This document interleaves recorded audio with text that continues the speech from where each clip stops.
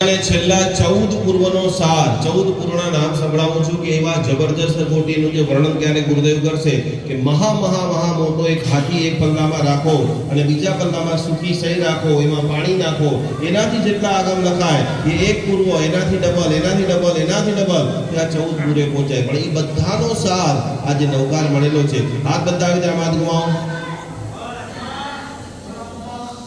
ओम ह्रीं श्रीं उत्पल गुरुवाय नमः. ओम ह्रीं श्रीं गुरुवाय नमः स्वाहा. ओम ह्रीं श्रीं गुरुवाय नमः.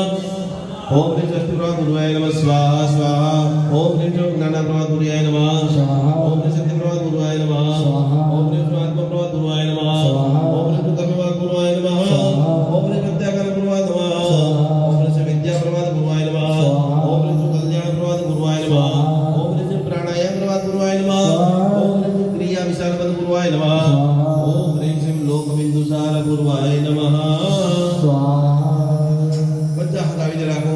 એક લાઈન મારી સાથે બોલવાની છે કે આજે ઉત્તમ એક વસ્તુ યાદ રાખજો, ભગવાન પાસે, ગુરુ પાસે અને સારા જાણકાર વ્યક્તિ પાસે જેટલા પણ માણસો ખાલી હાથે જાય છે એ બધા રિટર્ન ખાલી હાથે. કંઈક ને કંઈક દિવસમાં 10 વખત ગુરુ માસ્ટર પાસે આવો તો કંઈક ને કંઈક તો સમર્પણ કરવાનું છે, કારણ કે આ જે જગ્યા છે એ અનંત શક્તિને આપનારી જગ્યા છે. માટે બધા સાથે મળીને આપણે બોલશું, મુક્તિ મળે